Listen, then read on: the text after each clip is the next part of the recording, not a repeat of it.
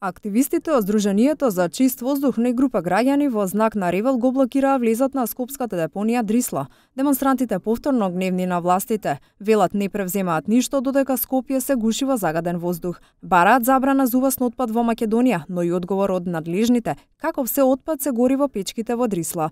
Она што сметаме дека е многу проблематично, во летниот период имаме високи пикови, посебно после 23 часа на PM10 и PM2,5, кога граѓаните се на одмор и кога не се возат возилата. Значи имаме сериозни проблеми, посебно во овој регион, каде што е лоцирано Усје, Железара, Дрисла и така натаму. Значи за тоа има можност да се испита и тоа што треба да го испитат се инспекторите, секако.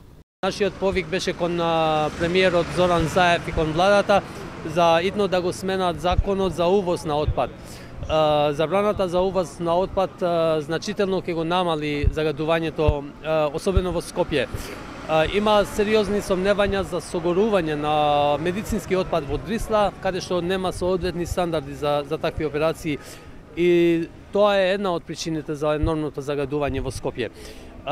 Како и во минатото, и сега постои лавиринтна транспарентност за тоа каков отпад на вистина се увезува од странство и се согорува тука во нашата земја. На надлежните им остават 15 дена за реакција, пошто од движењето најавуваат блокада на град Скопје и тужба.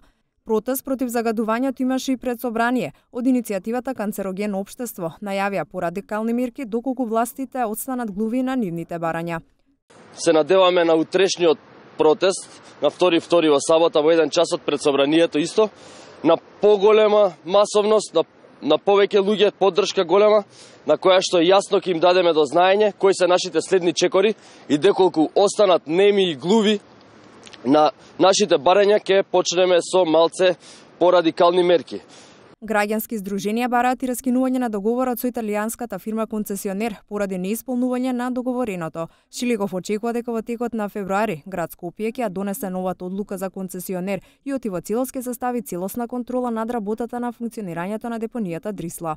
Не се одолговлекува, пресудата ние ја добивме некаде кон крајот на септември минатата година како град. По основ на таа пресуда, јас мислам вчера и напоменав, беше формирана нова комисија за евалуација на понудите. Не станува збор за едноставна проблематика. Комисијата си ја започна својата работа, ги прегледа документите, влегуваме во фаза на евалуација, очекувам дека таа ќе поднесе извештај до Советот на град Скопје во текот на февруари месец. Депонијата Дрисла, иако пред неколку години склучи договор со италијанската компанија Амбиенте, од која се очекуваше целосна модернизација, не се направи инвестиции поради судски постапки кои се водеа со италијанската компанија и германската компанија, која што беше пријавена на тендерот, како и жалба од град Скопје.